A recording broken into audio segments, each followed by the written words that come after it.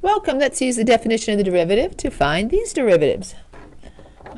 All right, so we have f of x equals the square root of x plus 2. All right, so f prime of x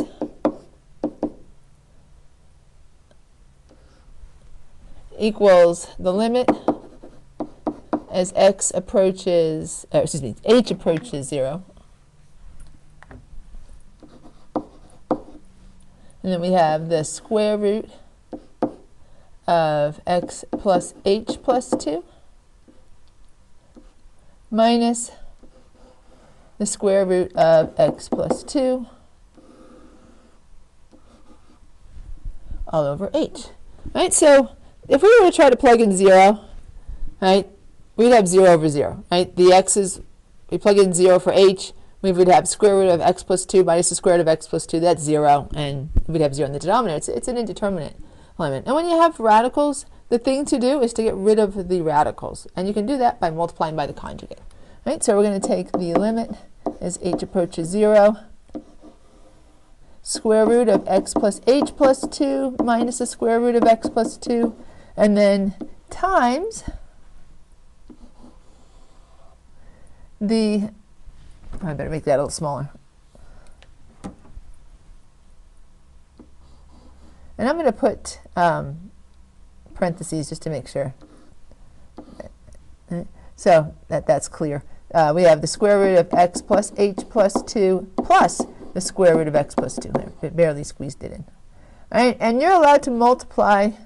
You can't just multiply, you know, an expression by just anything you want, but you can always multiply by 1. So we need 1 in the denominator. And of course, this part over here was over h.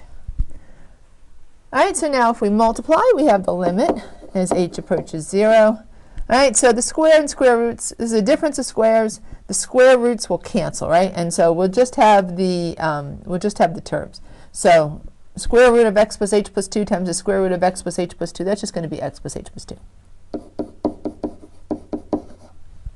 The square root of x plus 2 times the square root of x plus 2 is just going to be x plus 2, but there's a negative there.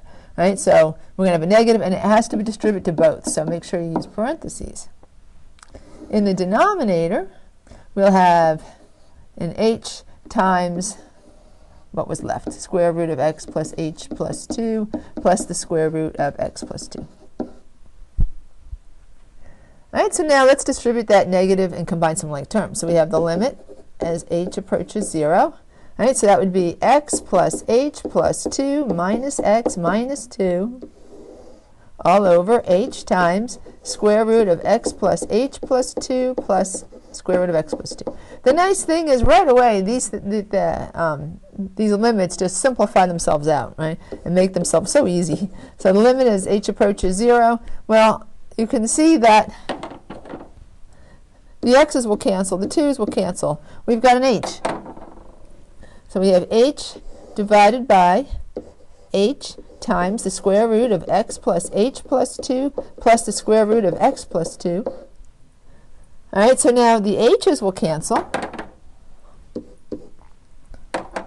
So we have the limit as h approaches 0 of 1 over the square root of x plus h plus 2 plus the square root of x plus 2.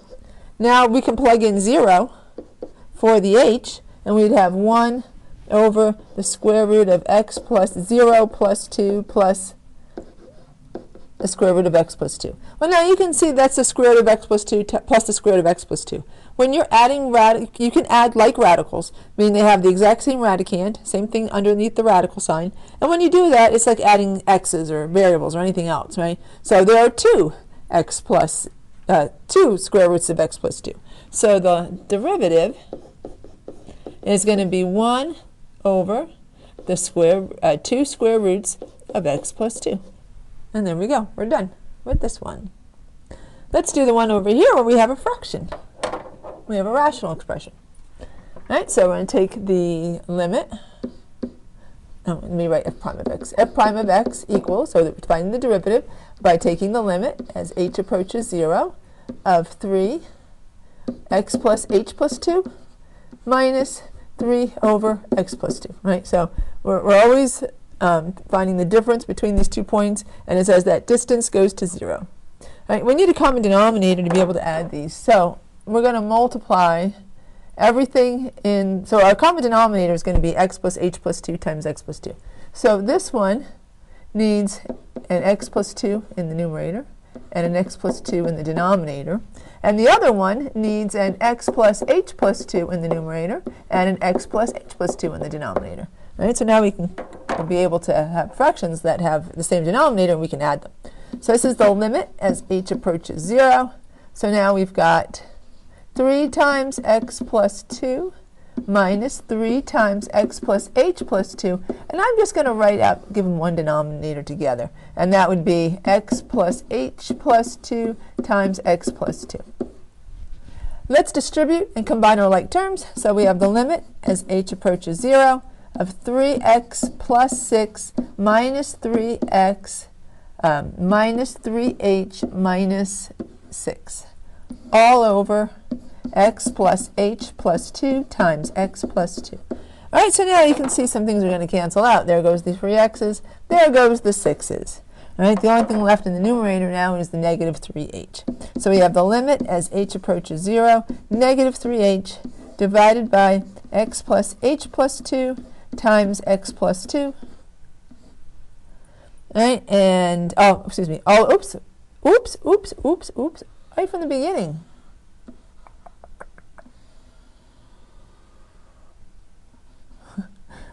Because I had a fraction, just totally forgot the h. I'm waiting to cancel something out. And it's like, uh-oh, no h.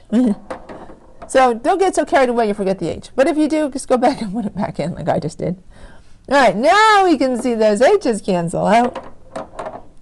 So now we have the limit as h approaches 0 of negative 3 divided by x plus h plus 2 times x plus 2. All right, we can plug in the 0 for the h at this point and drop the limit statement. So that's going to equal negative 3 times x plus 0 plus 2 times x plus 2. Well, x plus 0 plus 2 is the exact same thing as x plus 2.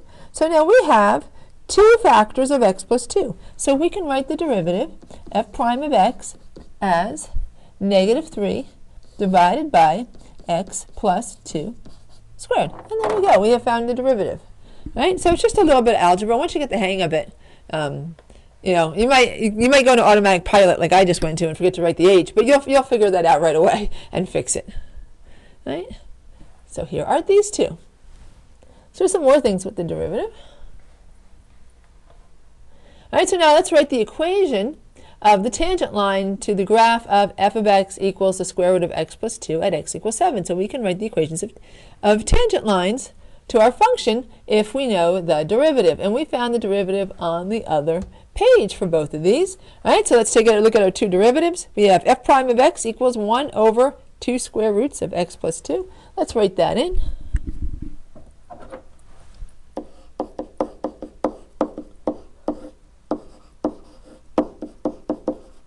All right, there's our derivative.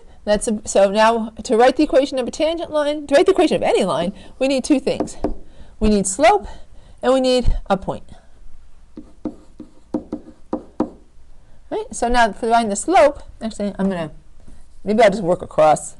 I'll put slope there and I'll put point here. To find the slope, all we're going to do is we're going to find f prime of 7. And that would be 1 over 2 square roots of 7 plus 2. Well, that's going to be 2 times the square root of 9. And I think we can save a couple steps here, right? We don't have to write everything out. We can do it that part in our head. Square root of 9 is 3, so this is 1/6. Right? And if I go too fast, let me know, and I can slow down and put more steps in there. But I think we're okay, because this part here is 9, and the square root of 9 is 3. All right, now to find the point, we're going to have to plug into the original function. So we're going to find, so our point is f of 7.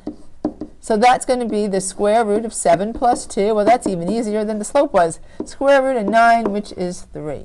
All right, so now we have the point is 7, 3. We plugged in 7, we got 3. We have the slope is 1/6. So now let's write the equation in point-slope form.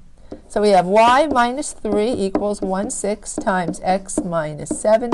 Since this doesn't really simplify out very nicely anyway, let's just leave it in the modified slope-intercept form and add 3 to both sides. So y equals 1/6 x minus 7 plus 3. I mean, it's no big deal to distribute the 1/6. If we wanted to, it would be 1/6 x minus 7/6, and then we would change 3 to 18/6.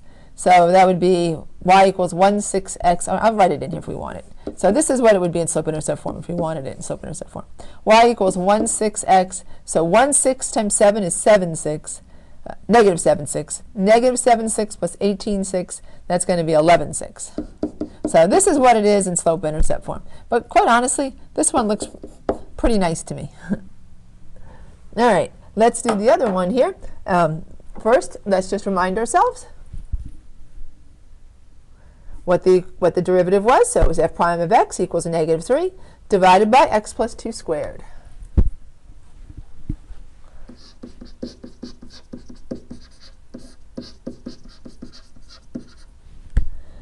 All right, so first let's find the slope. All right, so that is f prime of 1. So because we're finding the equation of the tangent line to the graph at x equals 1. So that would be negative 3 divided by 1 plus 2 squared. Well, that's going to be 3 squared, which is 9. So this is negative 3/9 or negative 1/3. That's our slope. To find the point, we just plug in to the original function. So f of 1 is 3 times 1 plus 2. Well, that's just 3 divided by 3, or 1. So our point is 1, 1. And then the equation will be y minus 1 equals negative 1/3 x minus 1. And then we can just leave it in that modified, because again, this one won't simplify out really that nicely. We could leave it in the modified slope-intercept form where we don't distribute. So we have y equals negative 1/3 x minus 1 plus 1.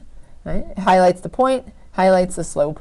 Right? If you wanted to put it in slope-intercept form, this one's kind of nice. And then it would be negative 1/3 x. Let's see, that would be plus 1/3 plus 3/3 more, so that would be plus 4/3. Right? But whichever form you like, they're all good. They all represent the equation of the tangent line. And if you'd like, you can use a graphing calculator and put these functions in and see that these really are the equations of the tangent line to the graph at these 2 points.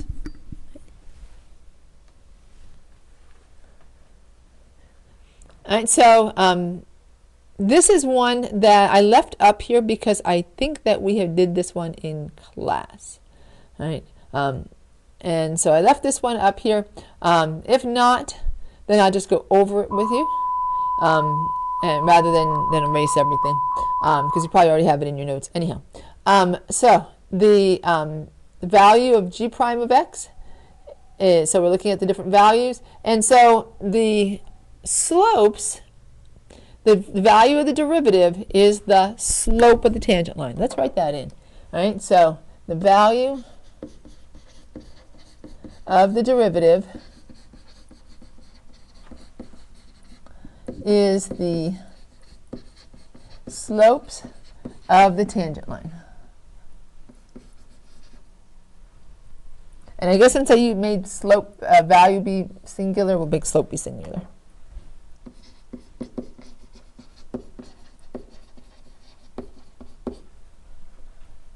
I'll put 9 here. All right, so if we look at how our function is changing, this is the graph of g of x. We want to find values for the graph of g prime of x. All right, so there's only 2 points where the slope is negative, and that's c and f is steeper than c. So f must be negative 3, and c must be negative 1. The only horizontal tangent line is at e. Right, so that must be 0. And then we have the 3 positive slopes, A, B, and D. D is the steepest of all, so it must be 2. B is in between, so it must be 1. And then the least steep is A, so that must be a half. And then just to review this problem, the function to the right is such that h of 4 equals 25, and h prime of 4 equals 1.5. Find the coordinates of A, B, and C. All right, so Here we were given the value of a at 425, and we were given that h prime of 4 is 1.5. That means that this is the slope.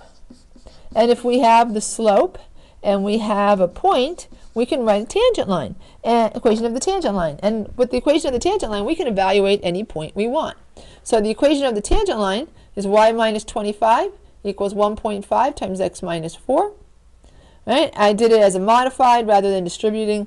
And so I just added the 25 to both sides and left the equation as y equals 1.5 x minus 4 plus 25.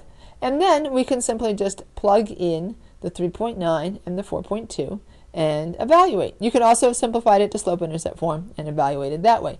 But that's how I got the values for this particular graph. So if you can write the equation of a tangent line, you can evaluate for any point on that tangent line. Now why would you might think, why would you want to evaluate for any point on the tangent line? Well, let's say we know about 4, but we're not interested in 4. We don't care about 4. That's meaningless to us. We care about 3.9 and 4.2, but we don't have any information on 3.9 and 4.2. Well, if we can write the tangent line at 4, then we can use that to estimate the value at 3.9 and 4.2. Right? And the closer we are to 4, the better it'll be, because if you look at that line, where points that are closer to 4 are closer to the function. Look at that tangent line as we get all the way up to 4.2, right? It's kind of gets farther and farther away. It'd be worse if it was 5, right? The further away we get from 4, right, the less useful that tangent line is for evaluating any other point but 4. But look at 3.9, that's not too far away, and it's very close to the function. So we can use the tangent line to evaluate for values of the function.